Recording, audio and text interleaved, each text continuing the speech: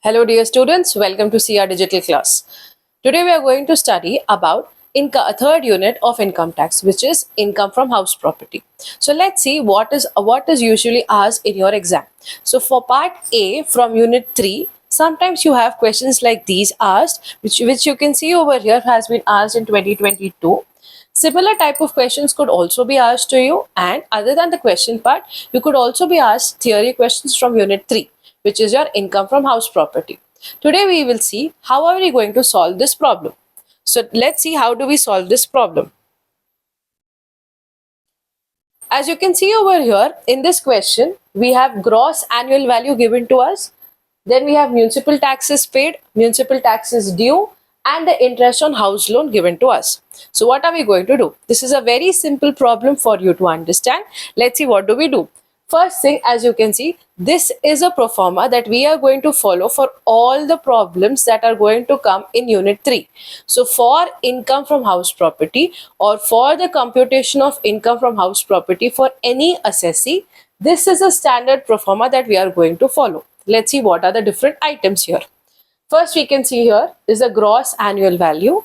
Then you have municipal tax. When you deduct municipal tax from gross annual value, you will arrive at a value called as net annual value. Then there are some standard deductions which are allowed according to section 24 of the Income Tax Act. I repeat, under section 24 of the Income Tax Act, there are some deductions which the assessee can claim. The first one is called as the standard deduction. Now this is the standard deduction or a fixed deduction, which will always be 30% of the net annual value. Then we have something called as interest on loan. So these are the two deductions which will be allowed for any assessee who is claiming income under the head income from house property. Now we will solve this problem. Here given to us already here is gross annual value of the assessee, which is rupees 6 lakh. So let's directly write this amount over here as 6 lakh. Then we have two things here. One, municipal taxes paid, another is municipal taxes due. Let me tell you one thing. Whenever you're looking into a problem based on income from house property, always remember we are only going to take municipal taxes paid, not due. Only the municipal tax which has been paid by the owner of the house will be considered. So this value you may clearly ignore. Okay, so here we will take only the municipal tax amount which has been paid. So this is going to be 15,000. Now what do we do over here? With we are going to deduct 6 lakhs from 15,000. So let's see what will be the answer here now. This is going to give us an answer of 5,85,000, which means our net annual value is 5,85,000. As you can see here, the gross annual value is 6 lakh, which we have taken over there. Then the municipal tax value, which is 15,000, will be deducted from the gross annual value. And after the deduction of municipal tax, we arrive at a value which is called as the net annual value. The net annual value, as you can see, is 5,85,000. Then there are some deductions called as deductions under section 24. The first deduction is called as the standard deduction. Now always, what will be the standard deduction amount? It is always going to be 30% of the net annual value. That is 30% of this value. Whatever be your net annual value, standard deduction will always be 30%.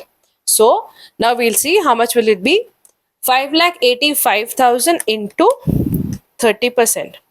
So that is going to give us a value 1,75,500. Now coming to interest on loan. Interest on loan here, directly it is given to us. Interest on house loan is rupees 2,20,000. This 2,20,000 is directly allowed as a deduction. That means any assessee can claim the amount as deduction under section 24B, that is interest on loan. So here this is going to be 2,20,000. So now we will see how much will be the income from house property. So for that we are going to deduct 5,85,000 minus 1,75,500 minus 2,20,000. That will give us an answer of 1,89,500. Now this 1,89,500 is called as the income from house property. Let's do a quick recap of what we have done just now. Directly, whatever is the gross annual value that is given to us, we have put up in the pro forma as asked as rupees 6 lakh. Then municipal taxes in the question were two items were given for you under municipal taxes. One as municipal taxes paid and one as due.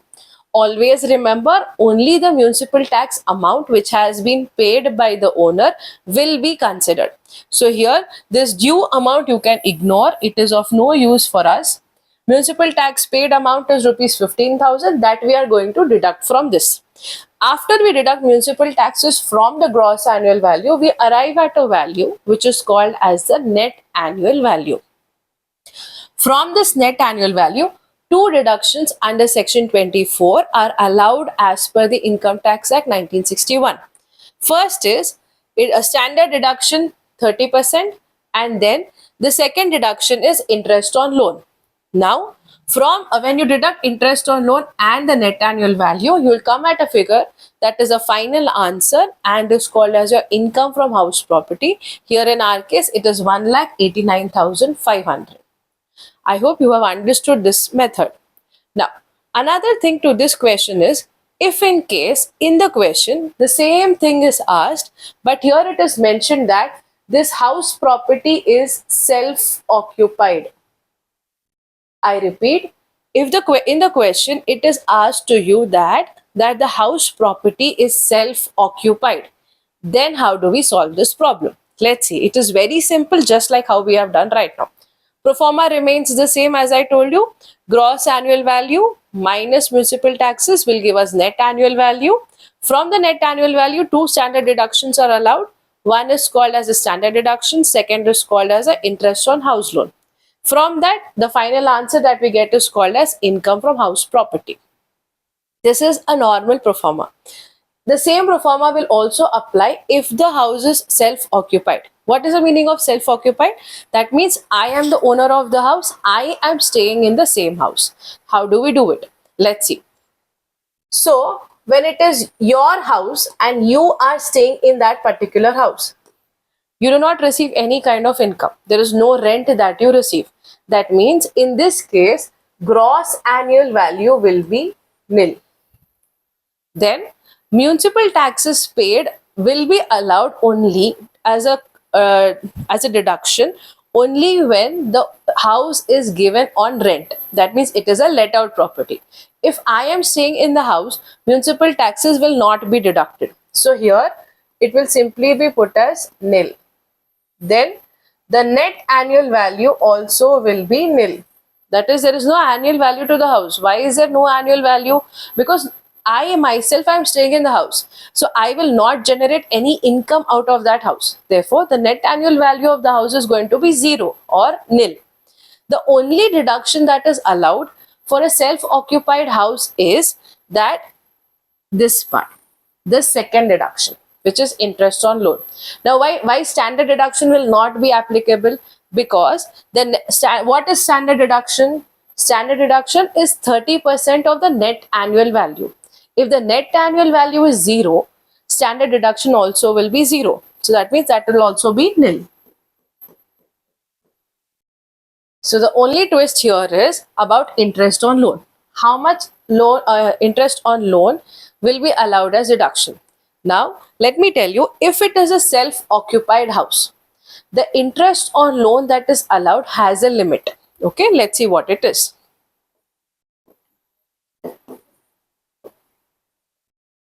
So for interest on loan in case of self-occupied house is either the actual interest amount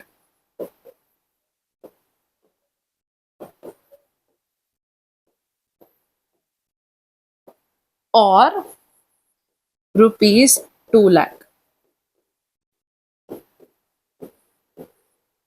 So if it is a self-occupied house and I have taken a loan for the construction of this self-occupied house, then the interest amount that is allowed as deduction is a least of the two, whichever is less, either the actual interest amount paid by the assessee or rupees 2 lakh. Now in our case,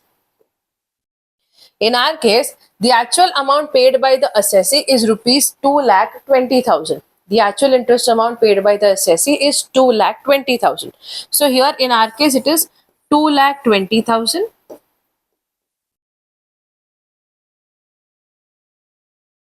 And the statutory limit is 2 lakh. That means whichever is less. So here 2 lakh is less. So if it is a self-occupied house, then 2 lakh will be allowed as deduction. 2 lakh will be allowed as deduction for interest on loan. That means again this is because you are going to deduct this, there is no income from house property, there will be loss from house property. Okay, so this is just another type of question that could be asked for you if in case let out house is not asked. So if it is a let out house, this is a procedure that we are going to follow. You will substitute the gross annual value as given, municipal tax value as given, then you will deduct that, you will get the net annual value. On the net annual value, 30% of standard deduction is applicable, which is here. Then interest on loan as it is, how much ever is a loan taken, that much interest you will put directly in the pro forma and deduct the values. Finally, you will get the income from house property. The only change is if it is a self-occupied house, all the values are going to be zero. Only interest on loan adjustment you have to see. That too, it is very simple to remember, either the actual interest paid or rupees 2 lakh, whichever is less, that will be the amount that you will put in the pro forma here. And because it is a negative figure, there will be no income from house property, there will be loss from house property. Okay. Now, I hope you have understood how to solve this problem, and you can do similar problems also for your practice so that you get onto the track of solving problems based on income from house property. Thank you, dear students. Hope you've understood the concept. All the best from SIA Publication.